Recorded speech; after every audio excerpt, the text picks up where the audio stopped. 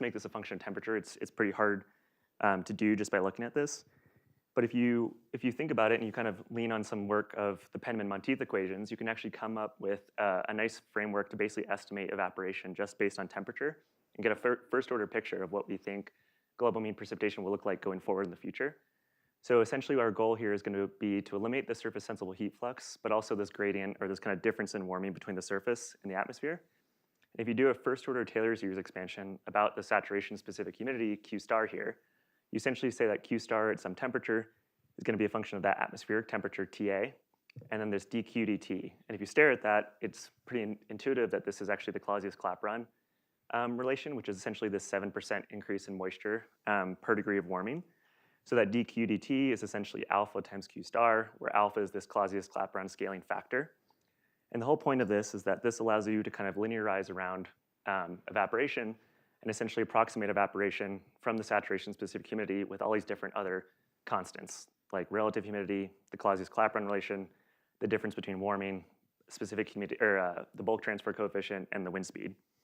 And the whole point of this is if you plug this E, this evaporation, back into the energy budget equation, and you also use the bulk formula for surface sensible heat flux, what you end up getting is a formula for global mean precipitation that's based on global mean evaporation that has these different components, where it's eta times essentially the shortwave energy at the surface, or the upward longwave flux, and then kappa, which is essentially all your bulk boundary layer dynamics components. And the reason why this is really neat is eta here is 1/1 plus the Bowen ratio.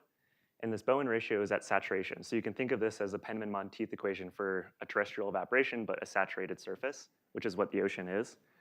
And if you do that, essentially, you can come up with some really nice features where you say, well, suppose going forward in warming, let's just make this a function of T and assume that all these different components here don't change. And what you can do then is calculate the absorbed shortwave flux in today's climate, the upward longwave flux, and then this kappa term, which is essentially all those bulk boundary layer dynamic components. And you can imagine relative humidity globally is about 0.8. We can calculate what the wind speed is. We're going to assume that doesn't change much under warming. And essentially, if you do that, then you can say that precipitation is going to be a function of this term eta here times this kind of mean component of 123 watts per meter squared. And so this is a kind of first order estimate of if we just plug in temperature here, what's our expected consequence of precipitation as a function of climate state. And this is now global mean precipitation as a function of global mean surface temperature approximated from this kind of scaling here. And if you stare at this, what you see is that there is this kind of 1 to 3% per Kelvin increase from today's climate towards maybe a little bit warmer. But as you go towards these hotter climates, you start to see that precipitation saturates. And it saturates at a value of about 1.25 millimeters per day. And if I just go back to this formula here, the reason it does that is in these hot climates, essentially there's no difference between warming at the surface and the atmosphere. So your surface sensible heat flux goes to 0. If that's true, then your Bowen ratio goes to 0. Eta here is just 1/1, and so it's essentially evaporation is going to be approximated by this constant of 123 watts per meter squared. And so that gives us this kind of peak in precipitation. But I think the important part of it here is tells us that precipitation exhibits weaker increases in warmer climates, and it might actually exhibit a maximum on Earth. And the big question that we've kind of had in this work was, well, do climate models exhibit this behavior? You can imagine that we've assumed here S doesn't change. That could change. Maybe you lose sea ice. Maybe your cloud feedbacks change. That would change how much energy is going to be absorbed at the surface. You're assuming the longwave flux is constant. You're assuming that the wind speed doesn't change. There's a lot of assumptions in this kind of framework here. And so people have already started to begin to think about this. And I want to point people to some work by Paul O'Gorman and Tapio Schneider back in 2008, where essentially they looked at this in an idealized climate model. And what I want to do is reproduce the results and show how you can get from these idealized climate models towards comprehensive models like CSM. And so this idealized model is going to be an aquaplanet. There's going to be no land. It's going to be a slab ocean with a 20-meter mixed layer depth, and there's no heat transport by the ocean. And instead of using really sophisticated radiation, we're going to swap it out for this kind of gray radiation scheme, which essentially just makes your radiative fluxes as a function of temperature alone. And there's a specified solar flux. And then there's no clouds and there's no sea ice. So you can think of this as like your most basic climate model. Very simple, but it's a way to kind of test some hypotheses of what would we expect to see based on the scaling.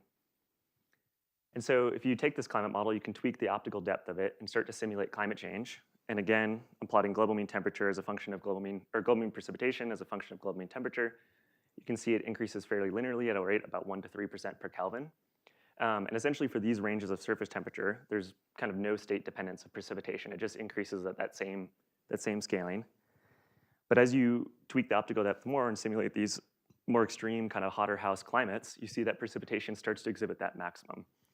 And so the way you can understand this again from the surface energy budget is that as you go towards this optically thick limit of the atmosphere, your atmosphere is so warm that it's radiating the same energy down as what's being radiated up.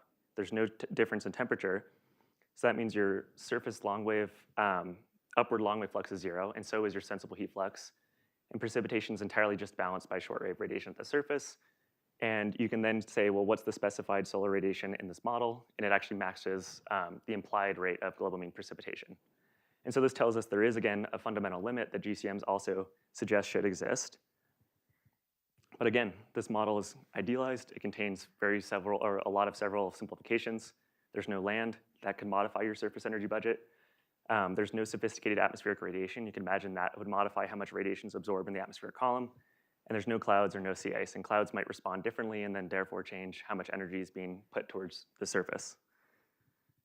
And so that brings me to kind of two questions I want to answer today, which is precipitation really state dependent when simulated with comprehensive GCMs?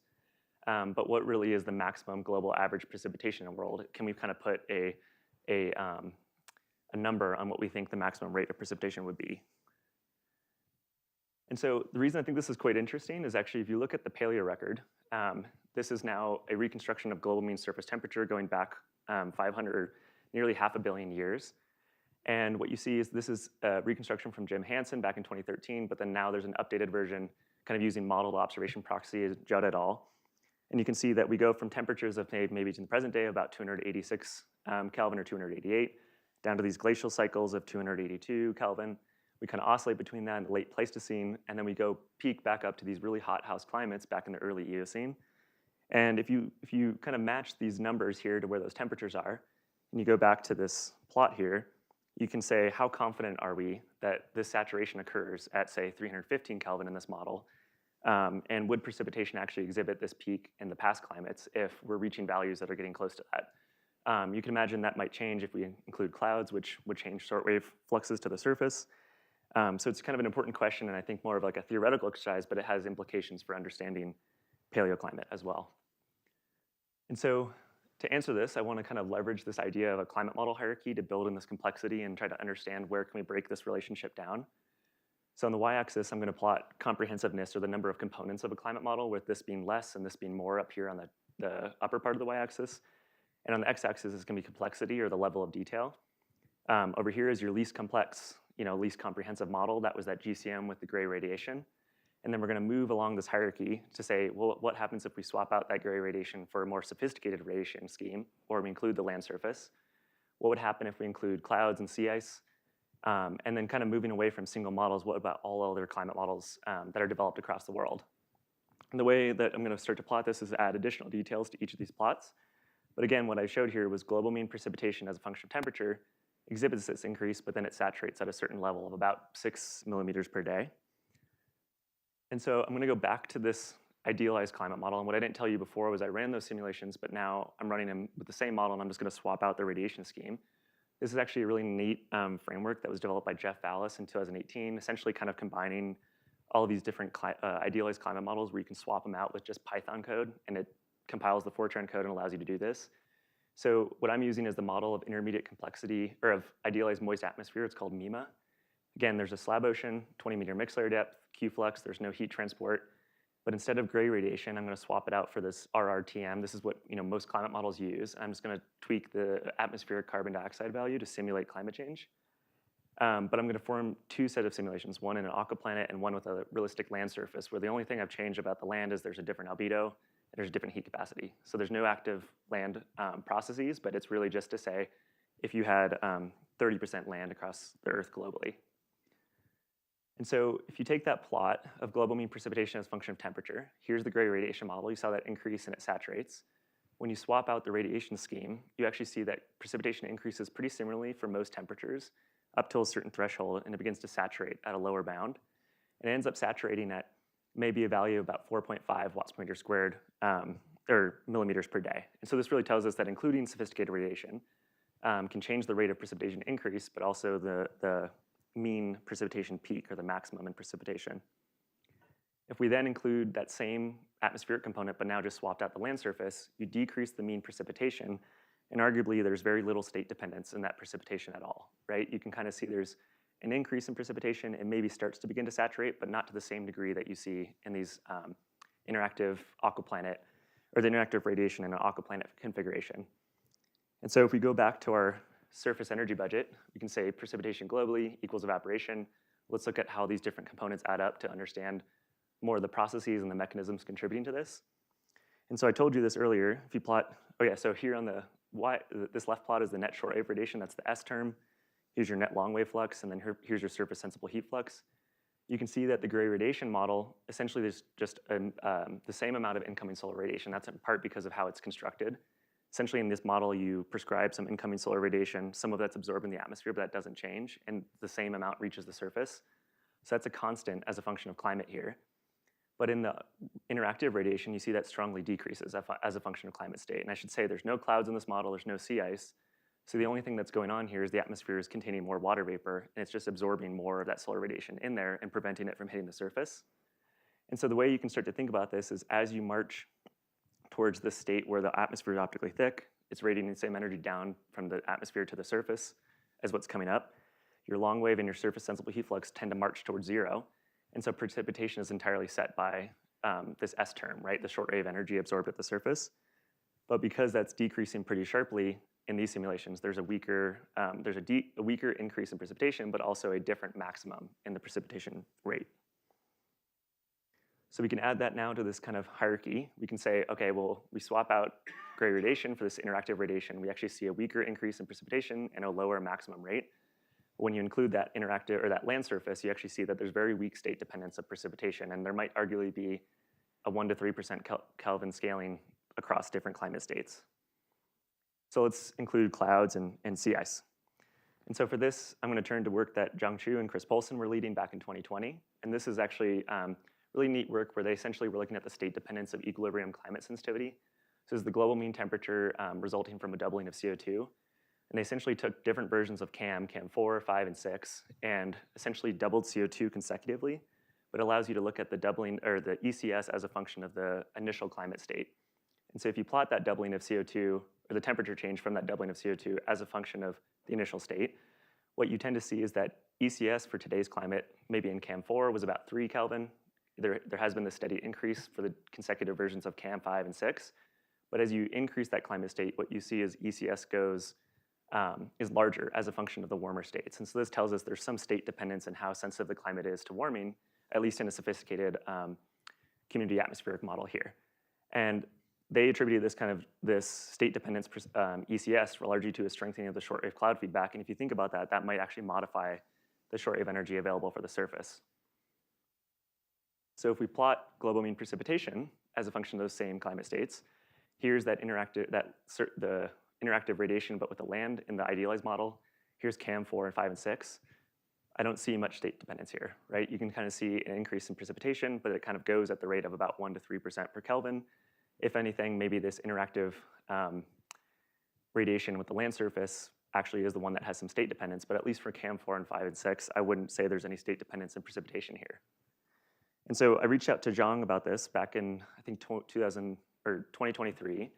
And I said, can we extend these simulations to try to understand whether or not there would actually be a peak in precipitation in CAM? And so he was able to run a different set of simulations where we actually started to see precipitation increase pretty linearly, but then kind of max out. And you can kind of imagine this slight kind of maxing out or maybe even a decrease is quite interesting, but also you're really pushing the limits of these climate models and lookup tables and the values. So how confident are we that this actually decreases is what we'd expect to see? And Zhang pointed me to a really neat paper by Eric Wolf and Brian Toon back in 2018, or I think this is simulations they performed back in 2015. And they essentially took older version of CAM and changed the radiation code to be a little bit more sophisticated to basically be more precise at these higher temperatures. And they simulated a wide range of climates. And if you plot that global mean precipitation as a function of global mean temperature, you see indeed that precipitation increases pretty linearly. It starts to max out, but then it decreases very strongly as a function of warming. And that's pretty unintuitive. You can imagine if you're in these warm climate states, you're still warming, but your precipitation is going down, which is the opposite of what we'd expect to see. Let's look at the surface energy budget to try to understand, well, what's going on here. So here's precipitation equal to evaporation, shortwave energy, long wave, surface sensible heat flux, same plots as before. This is your S term, your shortwave, this is your long wave, this is your surface sensible heat flux. Those again march towards zero as a function of warming. That makes sense. The atmosphere is becoming optically thick, it's radiating energy back down. There's very little difference in warming between the surface and the atmosphere. But if you look at this Wolf simulation, or this CAM4 simulation here that was pushed towards these warmer climates, you see that that shortwave energy really does strongly decrease as a function of warming. And that again makes sense, what we talked about earlier, the atmosphere is containing more water vapor, it's just absorbing that shortwave energy and it's preventing it from hitting the surface. And so the way you can start to think about these hothouse climates is that they're just so optically thick, there's no gradient in warming between the surface and the atmosphere, but also you're not really seeing much because all that energy is just being absorbed in the atmospheric column. And so it really tells us that maybe precipitation does exhibit this maximum in different climates, and maybe it would actually strongly decrease as a function of climate state. So just to reiterate the kind of mechanism that we're proposing here, and I'll talk about that a little bit later in this talk as well. In a warm climate, here's your top of the atmosphere and here's your surface. You have the same amount of energy coming in a warm climate as you do in the hot climate, but essentially the hot climate has so much more water vapor, it's absorbing that shortwave energy, it doesn't reach the surface, and there's therefore weaker evaporation and therefore weaker precipitation. And so we think this is kind of a nice recipe to basically understand what sets the maximum rate of precipitation in hothouse climates, but also it's essentially a nice kind of conceptual picture of what we think sets global mean precipitation in these hothouse climates. So if you plot this now, this GCM with clouds and sea ice, maybe you could argue that we would actually see a decrease in precipitation for these more idealized simulations. We just weren't able to simulate these hotter climates. But these more sophisticated climate models tell us that actually precipitation might exhibit a maximum and it might decrease as a function of warming in these hotter house climates. And if I go back to these plots here, essentially these are all just various versions of CAM4, 5, and 6, which are vastly different models with vastly different physics, but are of the same generation of different climate or atmospheric models. And so this really begs the question, well, what do other GCMs exist? There's over 40 different climate models developed across the world. A lot of them share different components, but what should we expect that maximum precipitation to be as simulated by other climate models? And it's actually a really hard question to answer, in part because running these types of simulations where you're pushing the boundaries of where these models have their lookup tables is just quite difficult. And it's expensive, and it's computationally, it's an interesting state-dependent question, but it's hard to get modeling centers to be excited about performing these simulations. And so I actually took advantage of leveraged some existing simulations. This was work from Maria Rugenstein back in 2019 as part of Long Run MIP. She essentially compiled a set of unique simulations where climate models would run out to equilibrium, fully coupled back to, I think, sometimes up to 5,000 or 10,000 years.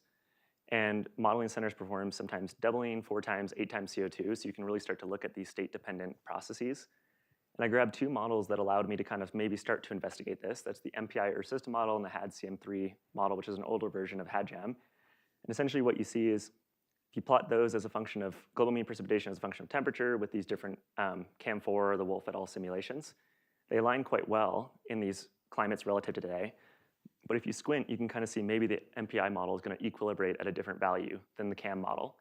And it might saturate at a lower surface temperature as well. And so it kind of points to this idea that there might be pretty substantial intermodal spread in global mean precipitation in these hothouse climates. And so what I want to do is propose a very simple analytical model that can actually approximate that global mean precipitation in these hothouse climates via this very simple recipe. And the idea is that from the surface energy budget, we know that shortwave energy in hothouse climates, essentially there's no long wave and sensible heat flux. So if you can estimate where that goes to 0, and you had some approximation for what S is here, the shortwave radiation, you can approximate what that maximum precipitation is. And so I'm going to rewrite this L and H term as just F. So it's going to be S minus F. And I'm going to say, let's solve for temperature when F is 0, and let's plug in that temperature for some approximation for S and solve for the maximum precipitation.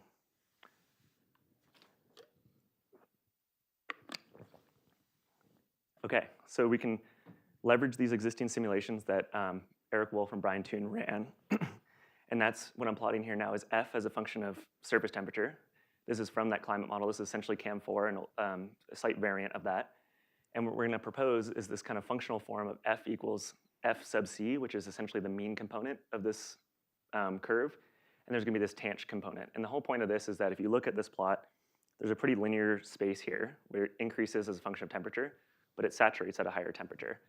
And so you can do a Taylor series expansion of this f equation, and essentially what you get is f as a function of t is, again, that mean component f sub c. There's going to be this linear component, which essentially is how does f change as a function of temperature? So it's delta sub f, delta sub t. If you stare at this kind of just looks like a regression coefficient, right? So we can estimate what that term is based on this kind of regression here.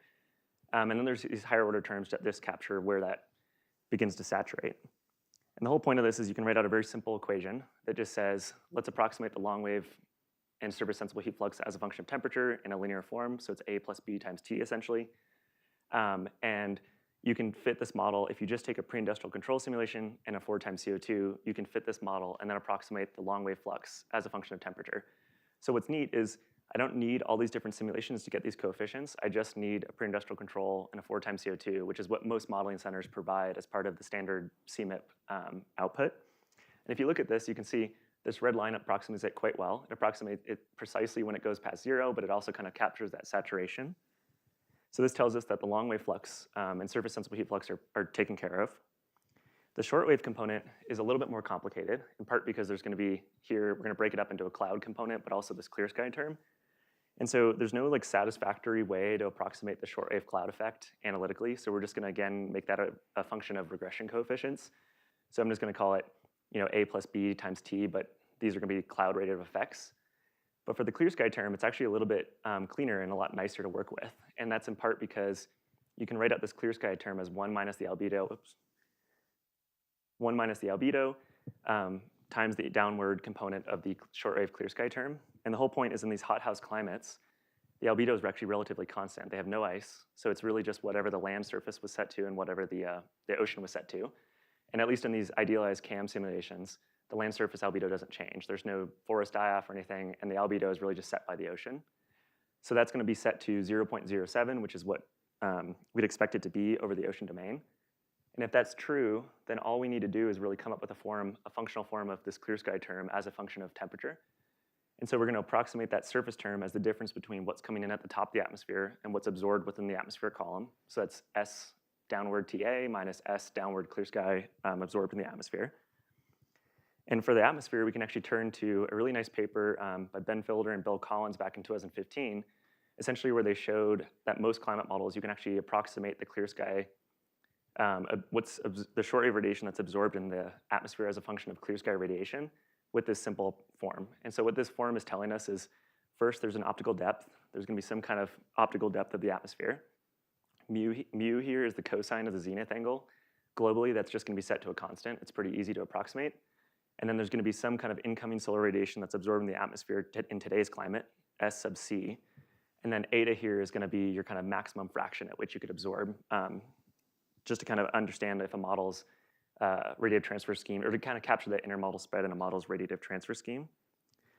And you can take this optical depth and actually just make it a function of precipitable water, where you have this kind of water vapor absorption coefficient kappa here, and then an absorber for all other factors like CO2 or methane or whatever it has to be.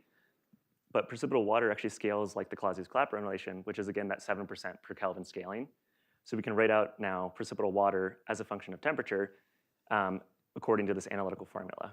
And the whole point is that now we've approximated precipitable water. That makes this optical depth as a function of temperature. We plug that into our shortwave clear sky formula that absorbed in the atmosphere. And we essentially have a closed form solution that approximates the shortwave energy just as a function of temperature. If you do that, and again, only use pre-industrial control simulations and abrupt 4 times CO2 to calibrate this simple model, you can essentially approximate that entire structure of the shortwave radiation just from this simple model. And you can see, so the 2 points, there's shortwave energy as a clear sky and a cloud. The cloud component is this simple regression model, and the clear sky is a little bit more complex, but it just essentially means water vapor absorption is scaled along the 7% per Kelvin based on precipitable water. And you can see there's some deviations, especially in this hotter climates. Essentially what's going on there is there's a lot of pressure broadening that we're not capturing. This is very simple. And if you go towards these colder climates, we're not capturing the fact that the albedo might change because of a sea ice feedback or anything like that. But if you just use a constant albedo from the hothouse climate and do that, you actually capture most of that structure quite well. And so I think what's really neat about this is it basically tells us, okay, we can approximate where that long wave flux goes to 0, plug that temperature into the shortwave approximation, and get what the maximum precipitation is. And so here's our recipe. Take that formula for F, solve for when it's equal to 0. You essentially get this T, what I'm calling T star. I put a tilde over here because I'm estimating it. We're not actually simulating what the temperature is, but we're going to estimate it. And essentially, that's going to be primarily determined by this A and B coefficient, how sensitive your long wave fluxes are to warming. And then we're going to plug that T into this formula for S, which I'm going to call P max, because where precipitation is going to, or where the long wave flux goes to 0, precipitation is going to be constrained by shortwave energy, and that's going to be your maximum precip. And because that's a function of just temperature alone, this allows us to approximate the absorbed shortwave radiation. And so I'm kind of walking through this fairly quickly, but I basically want to argue that this is a very simple recipe to estimate what the maximum precipitation is in these hothouse climates. But there's a number of parameters you need to calibrate this model to. So here's your sensitivity of long wave fluxes to warming. This is A over B. You have your absorbed shortwave radiation in the atmospheric column. Maybe there's this eta parameter of how much maximum solar radiation you could actually absorb. Every model is going to have a different kappa coefficient, how sensitive that shortwave energy is absorbed to the kind of water vapor that's present in the atmosphere. There's going to be all other absorbers, and then there's this cloud component. And so you need to really calibrate this model to all different climate models, but the whole point was, let's write it in a way where we can use existing simulations like the pre-industrial control or an abrupt forward times CO2. What's also really neat is Eric Wolf and Brian Toon ran a set of CAM4 simulations that not only examined the sensitivity of CO2, but different solar constants as well. So it really gives us this kind of phase space to estimate what the maximum precipitation is as a function of these different climate states. And so what I'm showing here now is global mean precipitation as a function of temperature. But for the simulations I showed before in orange, that was the same solar constant that we use in climate models today. They've increased it by 10%. That's the green simulation. They decreased it by 25%. That's the blue simulation. And essentially what you can see is that global mean precipitation exhibits stronger maxima as you increase that solar constant, but it also peaks at a higher temperature as well. And so if you calculate this T star term in the model, you can see that for solar constant reduced by, say, 25%, it goes to 325 Kelvin, at least in CAM4. Whereas if you go to a model or a simulation in which the solar constant was 10% stronger, you'd actually exhibit that peak at 335 Kelvin. But that peak maximum is also stronger. So there's 5.2 millimeters per day in this simulation, whereas in the constant that's 25%, or the solar constant that's 25% lower, it's 3.67 millimeters per day. But the whole point is, can we take these simulations, we know where these T star and P max are, and calibrate our simple model just to kind of simulations that we have readily available today, like the pre-industrial control and the abrupt forward time CO2, and essentially emulate those T stars and P max. And so the way we're going to do that is, again, just take these abrupt forward time CO2 simulations. And what I'm going to show here is just the parameters that I calibrate uniquely to each different climate model. Essentially, what we found is that these can be constant regardless of the simulation you're using. So this just says the temperature at which you begin to exhibit that saturation, and here's the temperature space at which you should exhibit a saturation. But you can calculate the A and B in this climatological T term here by just saying, here's surface temperature, here's that F term under an abrupt forward time CO2. Let's get the regression coefficients. Now we have this analytical formula to approximate what F is as a function of T. The clear sky term or the shortwave term is a little bit more complicated. I'll start by just saying the cloud formula is the same as essentially the long wave as surface sensible heat flux. We just get regression coefficients from the cloud rate effect as a function of temperature. That gives us alpha and beta here. And then for the clear sky term, we actually just take this absorbed clear sky in the atmosphere and say, and that's in gray here, for a climate model under abrupt forward time CO2. This is a 150-year simulation. And what we do is prescribe precipitable water in today's climate. We assume it scales like 7% per Kelvin. We have our mu coefficient, and we have these kind of incoming solar radiation constants. And essentially, if you do that, you can then just kind of iteratively fit that model and get the coefficients that you need to satisfy the clear sky absorption. And I think what's just pretty surprising is, this is also work that Bill Collins noted early in the 2000s, is that this is just a simple model, essentially estimate the shortwave absorption of any climate model. And so you get these coefficients. You have today's climate is about 93 watts per meter squared is absorbed in today's climate for shortwave radiation under clear sky. Here's the mean temperature today. Here's the precipitable water today. Here's your radiative transfer coefficients, essentially emulating that climate model's radiative transfer. And then here's your shortwave cloud term. So we have that simple recipe. We have these different parameters. We can plug all that in to these vastly different climate models, but also first to validate against the solar constants that Brian Toon and Eric Wolf had run. And essentially we can say, let's approximate T star, plug it into this approximation for S and get P max. And if you do that, you actually get a nearly one-to-one relationship. So on the x-axis is the simple model's estimate of where that surface temperature goes to 0, or where the longwave flux goes to 0. And here's the surface temperature as simulated by that GCM. And here are these different solar constants and simulations. And essentially we approximate that on that one-to-one line pretty remarkably well, just from a pre-industrial control and abrupt 4 times CO2 simulation. And then we plug that into our P max, and we actually also approximate that quite well on this one-to-one line. So it tells us that to estimate what this maximum precipitation is as a function of climate model, all we need to know is to calibrate those 2 different equations to these different climate models, and we can perform this across all available climate models across the world. And I think what's really neat too is it also, well, I'll go into this a little bit later, but it reformulates the surface energy budget purely as a function of temperature, and I think it opens up a lot of other really interesting questions. But now let's go back to these simulations from the MPI air system model, the HAD-CM3 model, and this inspiration that, well, actually they might saturate at a lower temperature, and they might exhibit a lower peak. And what's the reasons why that might happen? And so if you go take every single CMIP6 model, I think this is now 46 different model simulations from abrupt 4 times CO2 and pre-industrial control, and I calibrate the analytical model. Here is the distribution of surface temperature at which the longwave flux goes to 0. You can see that ranges now from, say, about 300 Kelvin all the way up to 350 Kelvin.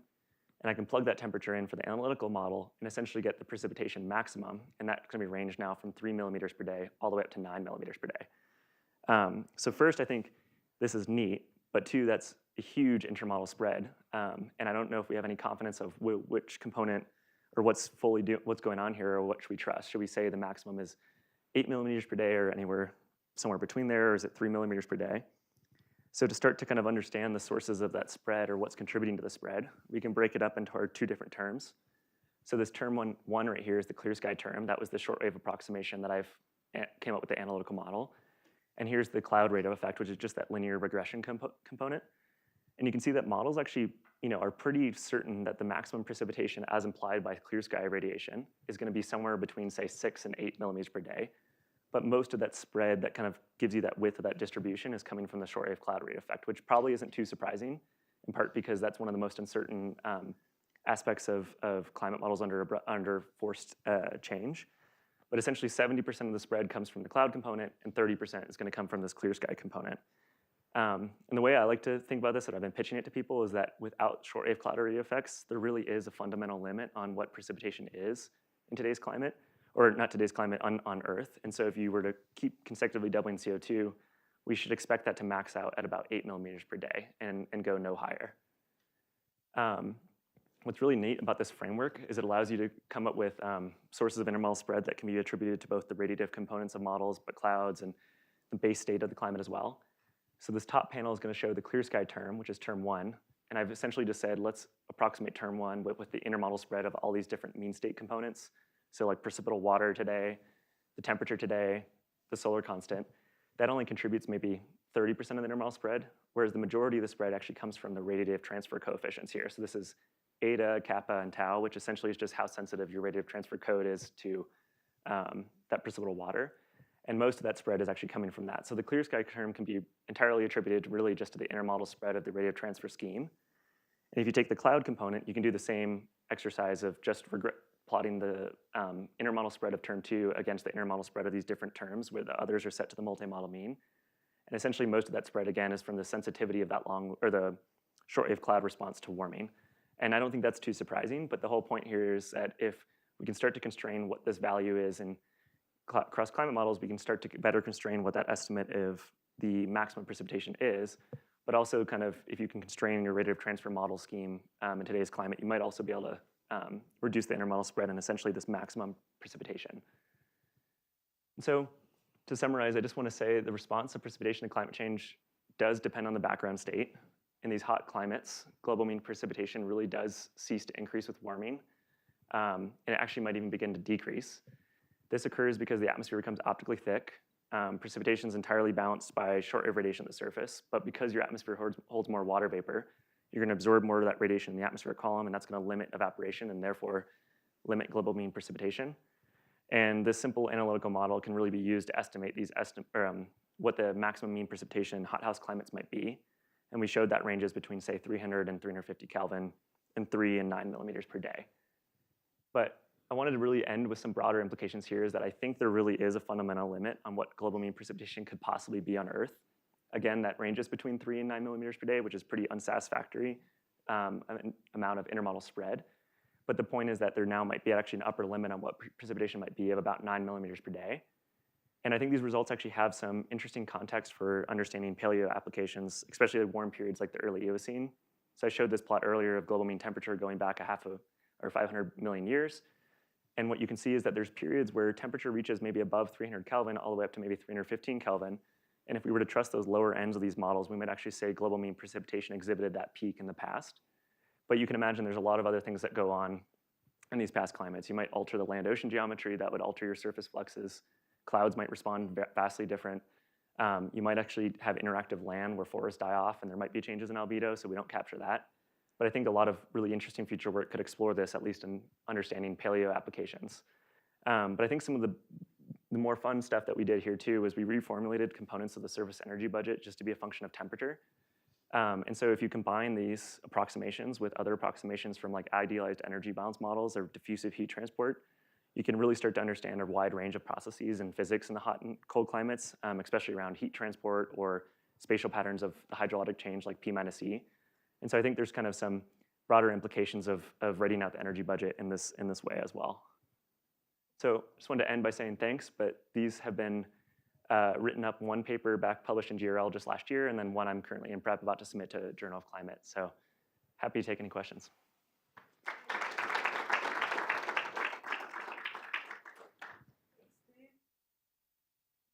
For questions in the room and online.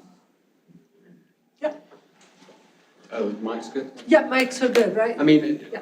All these kind of global metrics really does, and the variation, it does beg the question, what is happening kind of regionally? If you look at these, you're getting plus 8 millimeters per day, and I'm just intrigued, is that all in the ITCZ mid-latitude? No, yeah, globally? It's a great question. So in our GRL paper, we actually looked at it regionally, and essentially you see a decrease in global mean precipitation, or in precipitation in the tropics, and decreases in the subtropics, but the extratropics continuously get wetter, despite there being decreases.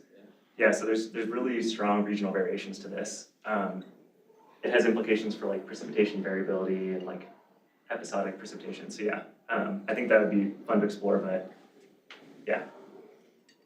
I had the same question. Any other questions? I'll take another one in the room. Katie. Nice talk. I'm curious about the idea of running the climate models at very high temperatures. So you mentioned this concept of lookup tables a couple times. So can you say more what you mean about that? And the Wolf et al. Study seems very unique in that. Yeah. It's one of the only ones that was able to run at those higher temperatures. Yeah, I can't speak entirely for the Wolf study. I know what they did is they swapped out the radiation scheme to be a more sophisticated radiation scheme that was more precise for those high temperatures. But an example would be, if I could go back, I don't know if I can, but to the MEMA simulations I was running, that was using RRTM, but with the lookup tables essentially just kind of become invalid at a certain temperature. So I've actually been telling a bunch of people this. I used ChatGPT to essentially like expand along the lookup table, and I was able to alter that Fortran code to make that more sophisticated. But another example of this was simulations that Zhang Chu ran. If you go essentially ran past a certain global mean temperature, I think there was a convective term that just like was past some lookup table and the model crashed. And so I think, you can imagine with all these different modeling centers, there's going to be a vastly different set of ranges where you can do this, and so it might not even be possible. But I think it'd be great for modeling centers to maybe, even just in an atmospheric model, which is maybe a little bit more computationally cheap than a fully coupled model, to explore the state dependence. And this motivates that work. Right. This is maybe related to Osamu's question that will come up next, Yeah. but I really like the constraint using the global average surface budget. Another constraint that people have used is to assume that the relative humidity doesn't change very much. And I wonder, one, what you think of that as a constraint, and two, if you think if if it's valid, then could it constrain the shortwave cloud effect? Totally. I haven't thought about applying. I know there's actually, I should say, like when this paper was published, there was actually a similar paper published by a different group of showing the same behavior in a different set of models, and they did the other constraint and showed it worked. So that validates it. But I haven't thought too much, I guess, about whether you could, yeah, that would be a nice way to constrain the shortwave cloud component, yeah. I'd have to think about it some more.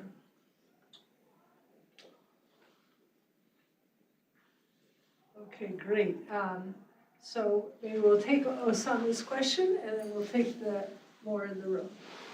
Do I read the question? Is that, okay. Have you considered including cloud resolving models in your model hierarchy? So I would love that if there were the resources, I think, to be able to do it across these different states, especially on the global domain. Part of this work was inspired by a set of researchers at Harvard that were actually doing this in a cloud resolving framework, but in an idealized domain. And essentially they simulated these warm hothouse climates and showed that you get episodic deluges of precipitation. Essentially you can imagine this looking, if precipitable water goes up, you have more water vapor in the atmosphere, but your mean precipitation goes down. The residence time of water vapor is longer. That could imply that precipitation has the same mean for two different states, but it's just these big, intense bursts of precipitation. And I know that they're focused on that, but I don't know of anyone or I don't even know how it would be possible fully to do a cloud resolving model in a global domain like this, especially these point range, but I could, yeah, defer to the atmospheric people. It'd be cool, yeah.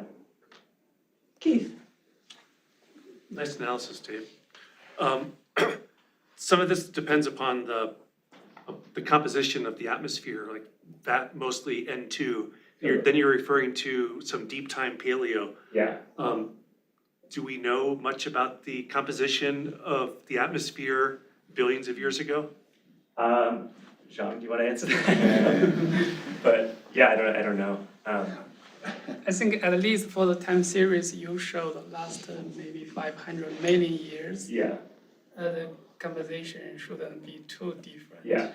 Yeah, I think like in our paper we had written that there's implications for understanding the Archean and Hadean eons, but I mean at that point the composition is so vastly different that it might be new to apply this framework. But yeah, that's a good question. Dan. Yeah, staying in deep time, so on millions of years timescales, the carbonate silicate weathering rate is an important feedback on CO2 concentrations in the atmosphere. Yeah. And as I just reminded myself from Wikipedia, that increases as a function of temperature, and also as a function of precipitation. Yeah. So is that a constraint that you could use that we have not entered a runaway greenhouse to try and Yeah, keep totally. down these numbers? Yeah, I actually think that totally could be I gave this talk, like a version of this talk elsewhere, and that was the same question that kind of came up, and I think it would totally be a constraint on preventing that runaway greenhouse, runaway hothouse climate. Yeah. Any other questions? Yes. It's a Lee one. Does the phase of the precipitation matter? I mean, at some point, I guess the snow is gonna go away. Yeah. No, yeah, this is, I mean, I actually didn't break it up in like the convective and large scale component like at all, but I would assume that this behavior could change vastly if you had cloud resolving models and the convective, I don't know. So I think there's a lot more to investigate there, but I think the way I like to, I mean, you can imagine it from this perspective of everything's gonna balance each other, but what we've essentially just done is applied the Penman-Monteith equation to like, you know, long-term climate, but we're not really looking at the dynamics of precipitation at all either. So I think there's a lot more to do here, yeah. Okay, let's thank Dave again. Thanks.